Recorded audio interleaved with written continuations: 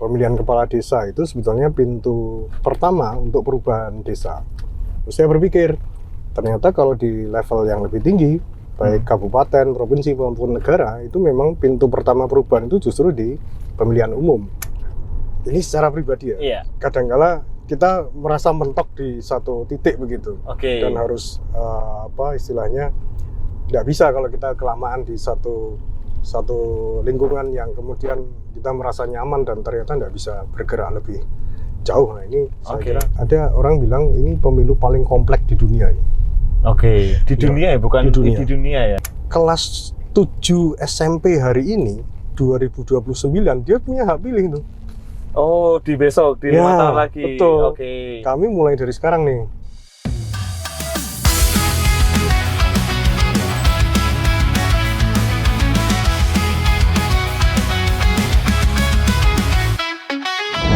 Berjalan menyusuri jalan cerita, tokoh inspiratif dari Nusantara. Mobil melaju, cerita pun dimulai. Roda berputar, penuh badan besar.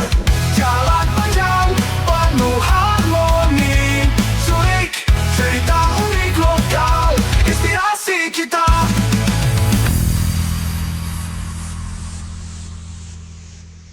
Halo Sobat Culik semuanya, masih dengan saya Om Yosia. Dan hari ini kita akan ngobrol banyak terkait dengan hal yang sangat sensitif. Sangat sensitif apa sih? Enggak sih? Kita akan ngobrol soal pemilu. Nah, ketika kita ngobrol soal pemilu, pasti kita harus datangkan narasumber yang benar-benar pakar di bidang pemilu. Nah, hari ini kita akan ketemu dengan siapakah beliaunya. Nah, kita akan langsung kenalan aja. Silakan Mas, bisa langsung kenalan dulu dengan Sobat Culik semuanya. Namanya siapa, sebagai apa, dan kegiatan sekarang apa saja. Ya. Begitu. Saya temannya Om Jos. Saya Satya Graha, Ketua Komisi Pemilihan Umum Kabupaten Wonogiri.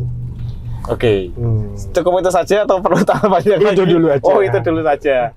Nah, kita perlu ngobrol banyak ya, karena dulu sebelum kita ketemu kan kita ketemunya di desa ya Mas ya. Ya. Nah, sekarang kita tanya-tanya gimana perjalanannya dari desa bisa sampai ke KPU. Nah, ini mungkin perlu diulik juga ini. Ya, waktu di desa itu kan kita juga sering mengikuti proses pemilihan kepala desa. Siap. Waktu itu saya sempat bikin semacam artikel begitu. Pemilihan kepala desa itu sebetulnya pintu pertama untuk perubahan desa. Terus saya berpikir, ternyata kalau di level yang lebih tinggi, baik kabupaten, provinsi maupun negara, itu memang pintu pertama perubahan itu justru di pemilihan umum. Nah, ini satu kesempatan begitu. Kemudian saya pikir, ya ini soal dedikasi lah. Mungkin saya bisa kontribusikan apa yang saya punya, pengalaman dan sebagainya untuk mencoba di Komisi Pemilihan Umum. Gitu. Nah, waktu mendaftar di KPU ya, itu susah atau gampang sih Mas sebenarnya Mas? Atau gampang-gampang susah atau susah-susah gampang gitu? Susah-susah gampang sebenarnya. Susah gampang ya. Karena saya tidak ada background penyelenggara pemilu. Saya pernah jadi pemantau sih, tapi tahun 99 kan udah panjang, udah lama. Nah, ini yang kemudian saya harus banyak belajar, mulai belajar lagi, mulai dari nol tentang apa itu pemilu, Undang-Undang Nomor 7 2017, banyak hal lah. Nah, ini yang kemudian ya coba mulai dari awal lagi. Harus split ketika hampir 14 tahun saya di pendampingan desa. Betul.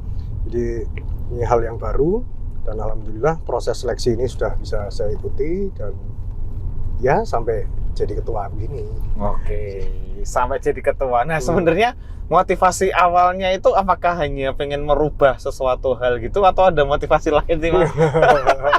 Atau misalnya nih, agak susah ini.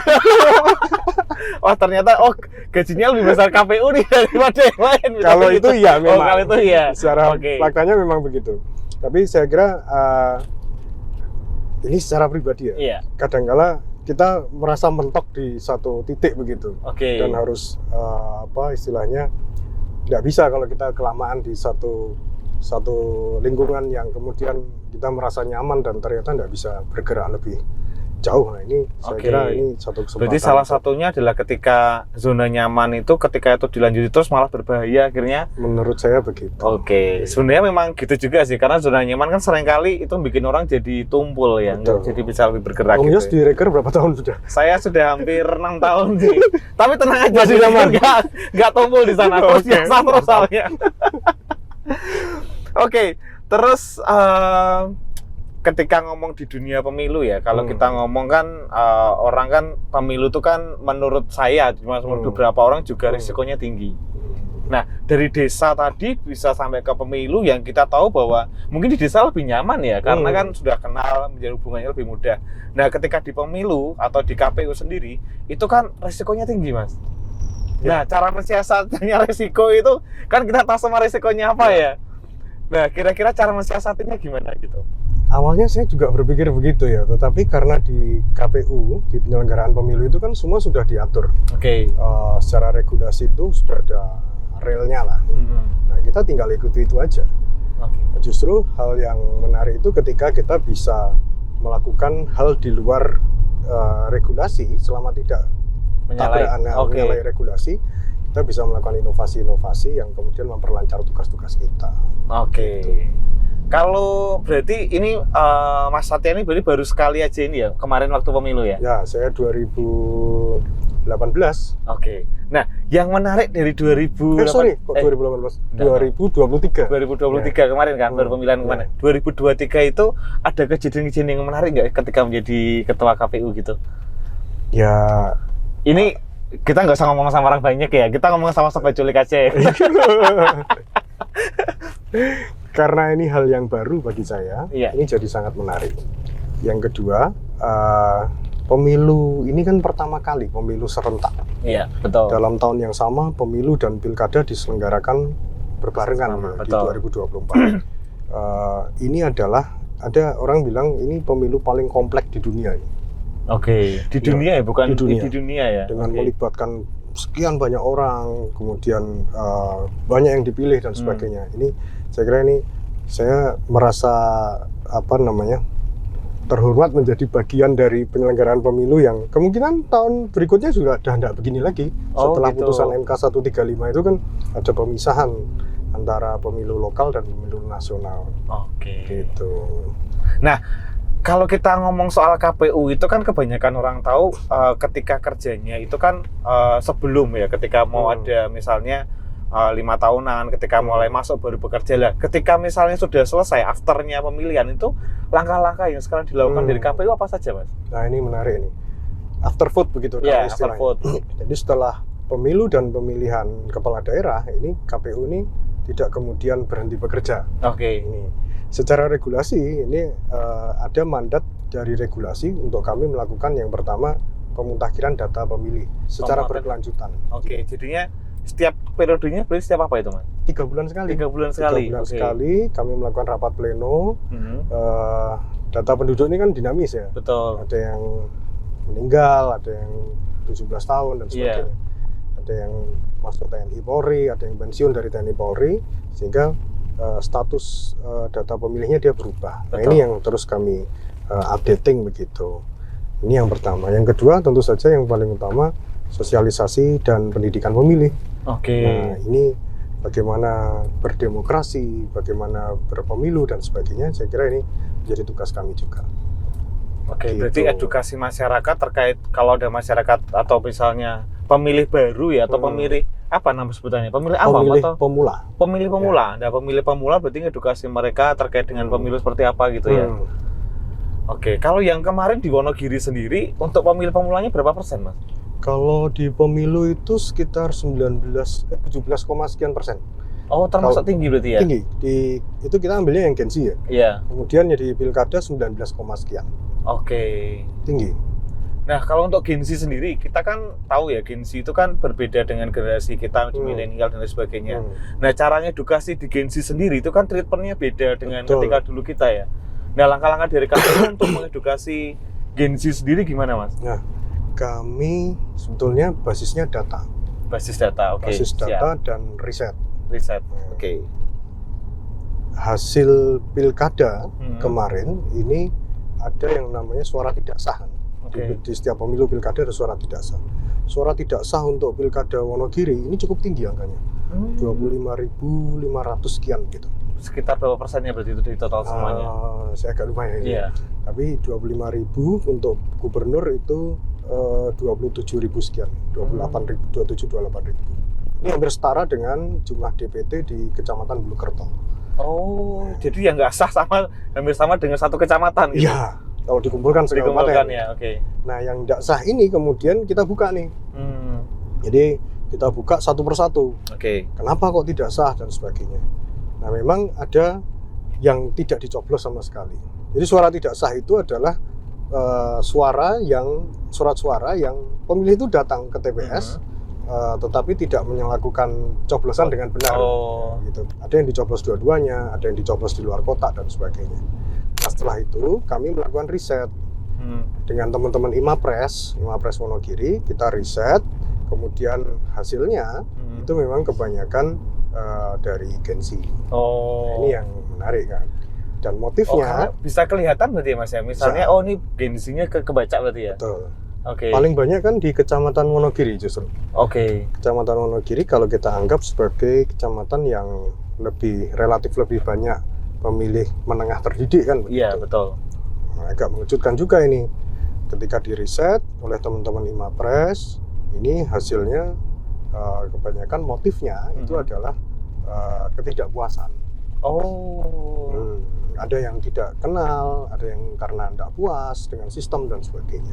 Oke. Nah, ini yang menjadi basis kami di dalam melakukan strategi dalam pendidikan pemilih. Betul. Sasaran kami akhirnya kami geser ke pemilih pemula. Betul. Nah, 2 minggu sekali kami melakukan yang namanya Sabda Tama. Sabda Tama. Sabda Tama. Oke. Sabda Tama itu Sabdo Utomo begitu. Iya. Perintah utama gitu kah? Ya, bahasa Indonesianya. Ya, kalau lebih begitulah. Nah, Oke. kami masuk ke sekolah-sekolah dari SMP, Om. Karena kelas 7 SMP hari ini 2029 dia punya hak pilih tuh. Di besok di 5 tahun lagi. Betul. Oke. Kami mulai dari sekarang nih. Jadi di SMP kelas 7. Nah, ini kami sudah cover untuk Kecamatan Wonogiri sudah semua. Kecamatan Wonogiri, Ngadirojo dan Selogiri ini sudah semua. Berarti itu masuk ke sekolah-sekolah terus edukasi mereka gitu? 2 minggu sekali. Formatnya ada yang ikut menjadi pembina upacara, ada yang setelah upacara dan sebagainya. Tergantung sekolah juga. Tapi semua sudah tercover untuk Wonogiri, Ngadirojo, Selogiri. Kalau menurut prediksi di KPU sendiri, yang pemilu yang ke depan, ini berarti Gen Z-nya udah masuk berapa persen totalnya kalau semuanya? Kalau hitungannya kemarin bisa di atas 24-25%. 24-25%. Jadi ini sebenarnya peluang juga ya. Betul. Peluang buat buat partai atau buat yang mau nyalek juga kan. Gitu kan. Betul. Jadi mereka targetnya bukan hanya ke orang-orang yang kemarin sudah pernah, tapi yang sebelumnya juga harus ditarget karena tinggi juga untuk persentasenya gitu ya. Strategi kampanyenya harus mulai dirubah. Iya, gitu. Karena sekarang pun juga kalau kita lihat partai-partai juga sudah mulai nyadar juga kan. Betul. Dia menaikkan generasi-generasi yang juga untuk jadi calegnya juga kan, untuk menjaring suara itu juga ya. Gitu. Nah, selama jadi ketua KPU Mas, itu kan pasti kemarin itu kan banyak juga kan simpang siur terkait dengan misalnya terkait dengan yang satu tidak terima dengan yang lainnya gitu tuh, biasanya penyerangnya sampai gimana sih Mas? Karena kan KPU penyelenggara nih, pasti kan wah ini KPU-nya nggak bener nih kan, sering juga dibuat kayak gitu ya. Itu terus ngatasinya gimana? Ya, kami kerja bener aja kadang dianggap nggak bener. Apalagi kalau kerjanya nggak bener. Iya, betul. Kami sering sampaikan ke teman-teman begitu. Maka ya sudah, integritas kita harus dijaga. Betul. Kemudian taati regulasi yang ada, begitu. Komunikasi, koordinasi dengan semua pihak yang berkompeten, begitu saja. Nah, kalau dalam hal penghitungan suara misalnya, itu kan sudah berlapis dari bawah, dari TPS, itu juga sudah banyak saksi. Dan bukan hanya dari KPU gitu loh. Betul. Di TPS kan kami ada KPPS, dari Bawaslu ada PTPS, dari partai itu partai dan peserta pemilu itu ada saksi-saksi. Belum masyarakat yang mengawasi. Karena kan biasanya juga divideokan, kemarin itu kan juga boleh juga divideokan kan. Gitu. Jadi secara berjenjang pengawasannya kan cukup. Iya, harusnya aman semua. Apalagi sekarang kan eranya digitalisasi juga ya. Jadi kan datanya semua by system. Jadi kalau orang mau ngakalin harusnya lebih susah gitu. Ya, Dan Iya. berat juga ya harusnya. karena dia harus banyak yang di Iya, betul. cover.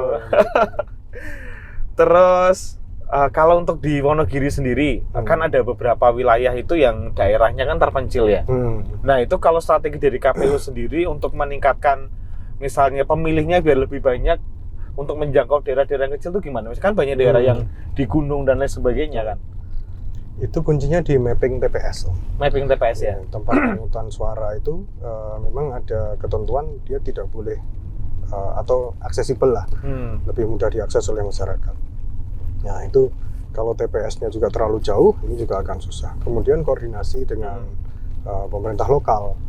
Pemerintah lokal itu di beberapa titik itu malah justru ada bantuan dari pemerintah desa untuk antar jemput ke. Ya, Berarti udah sampai ke sana juga ya untuk meningkatkan apa ya atensi mereka di pemilu gitu ya. terutama untuk yang lansia yang. Oh betul. Nah tantangannya sendiri kalau di waktu kemarin pemilu kalau di Wonogiri itu yang ditantangkan apa Mas? Dari KPU sendiri apakah jumlahnya yang harus semakin banyak atau di pengadaannya atau di perhitungannya atau di mananya biasanya yang sering menjadi masalah yang kemarin? Kalau kami sebetulnya tantangan yang rutin itu di tingkat partisipasi masyarakat. Nah ini problem yang rutin dihadapi oleh KPU Wonogiri dan atau di KPU Kepulauan juga gitu juga? KPU lain yang dia memang secara demografi penduduknya itu banyak yang merantau keluar. Oh iya betul. Wonogiri kan hampir berapa persennya kan di luar semua Wonogiri itu. Tapi capaian kami kemarin untuk pemilu 77,14 mil. Nanti coba koreksi datanya, tapi setahu saya hampir 70% lebih ya. 70% dulu keikutsertaannya. Nah yang di pilkada ini 69, jadi drop ya. Untuk pilkada terakhir kemarin 69, sekian, tidak nyampe 70%. Oke, kalau penanganan yang bisa dia di orang luar gitu, selain dia kembali, ada teknik lain kah?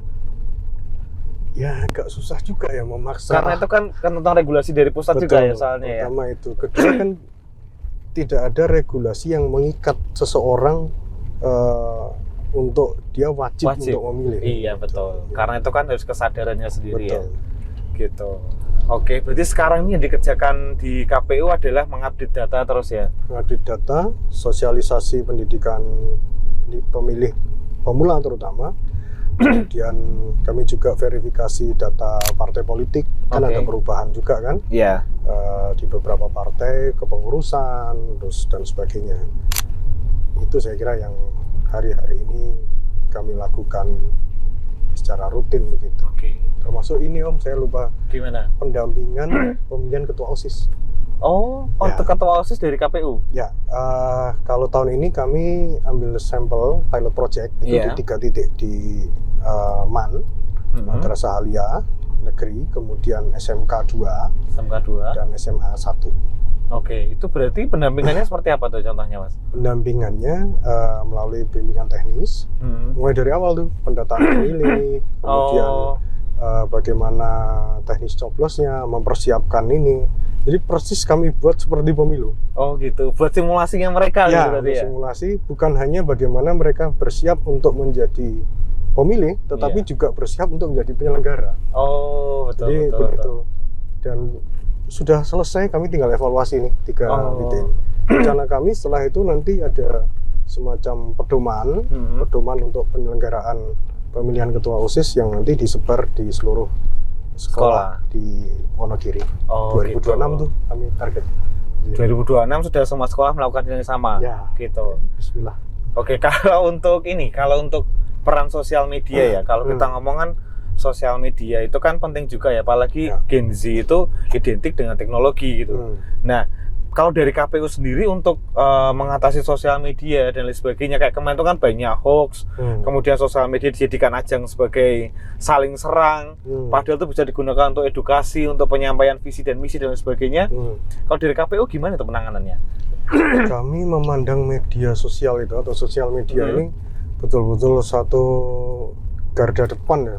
Jadi citra lembaga itu di sosial media.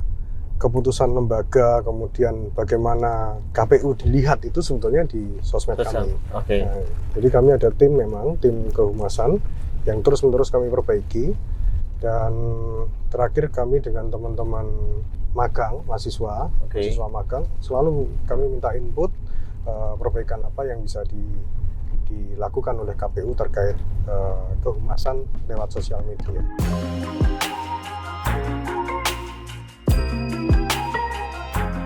Tadi kan KPU sudah melakukan banyak sosialisasi ya, termasuk terutama untuk yang pemilihan ketua OSIS yang di sekolah, SMA, SMK juga di MA juga. Nah, respon dari sekolah sendiri ketika KPU masuk itu seperti apa? Apakah welcome ataukah misalnya memang ada? Karena kan mereka juga harus ngejar untuk di pendidikannya sendiri gitu. Betul itu, kerasa bener kami itu. Kerasanya gimana? Karena ada bidang kurikulum, Iya betul. dan ada bidang kesiswaan. Iya. Tapi saya lihat di 3 sekolah ini khususnya, ini responnya bagus kok. Oke. Apalagi siswanya ya, siswanya ini merasa ini sudah hal baru gitu.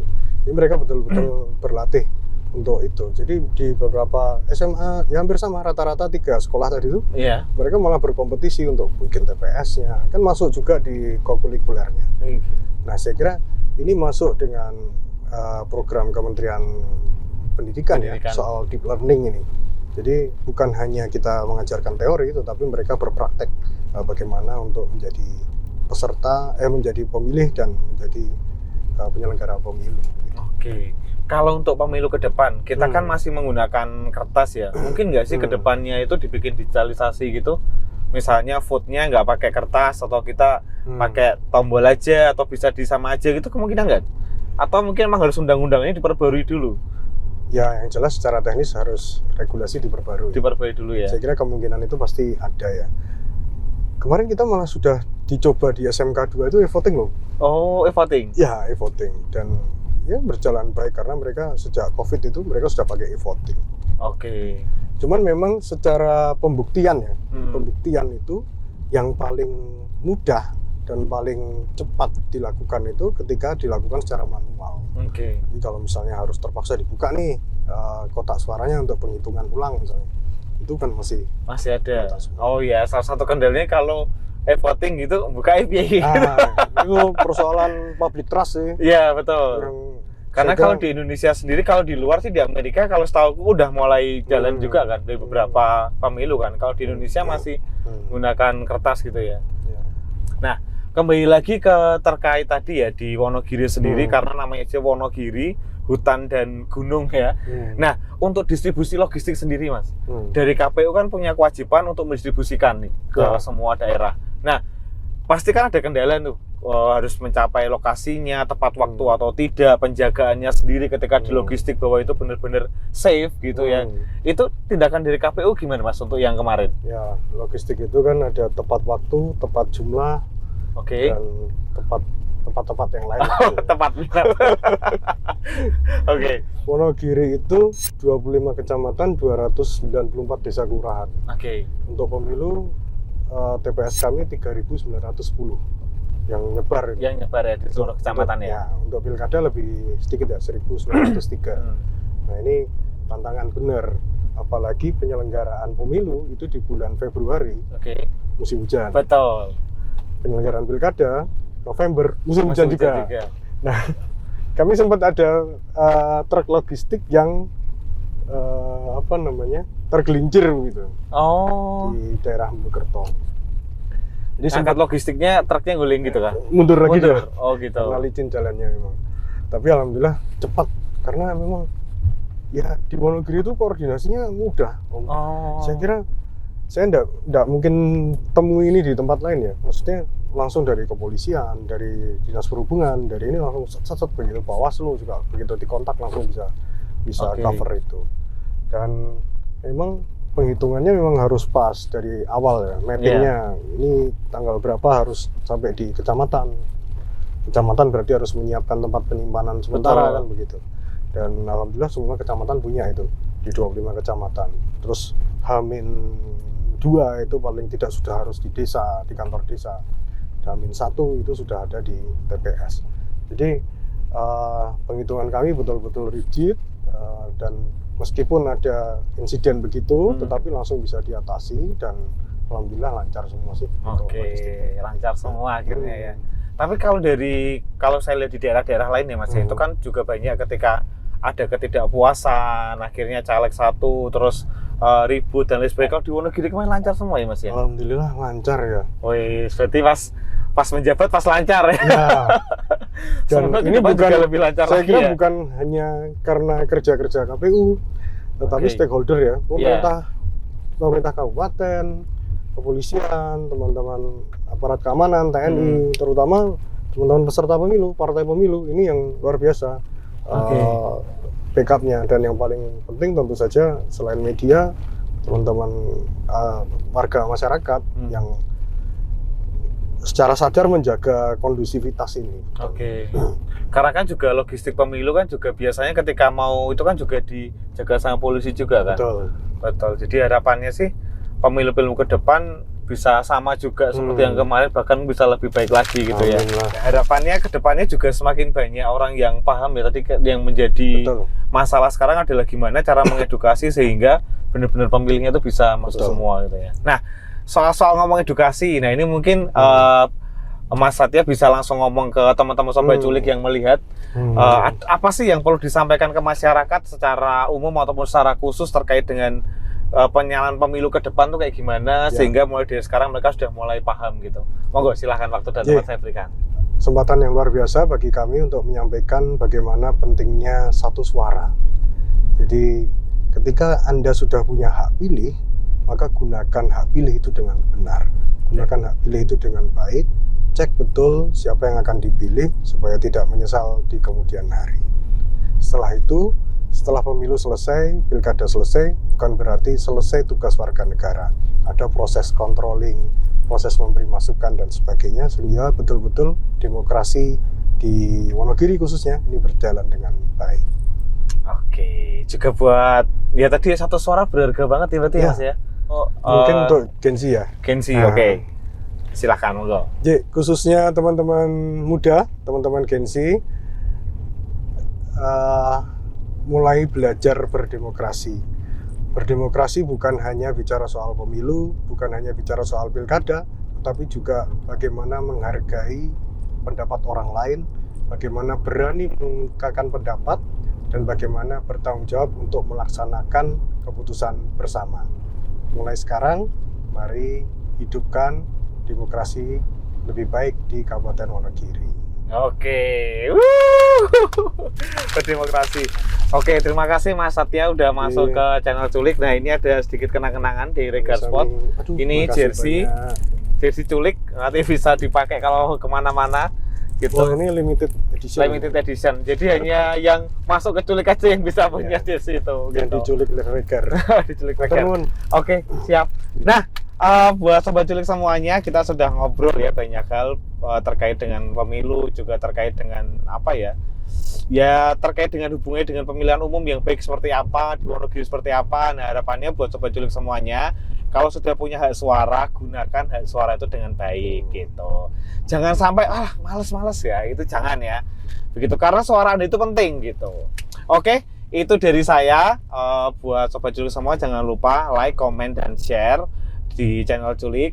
Kemudian kalau teman-teman Culik, Sobat Culik semuanya ada yang punya ide nih, wah ini bagus buat diculik nih, silahkan tulis di komentar, nanti pasti kita akan culik. Oke, itu dari saya, Om Yusya juga. Satya Graha, Ketua KPU Kabupaten Wonogiri. Oke, dadah semuanya.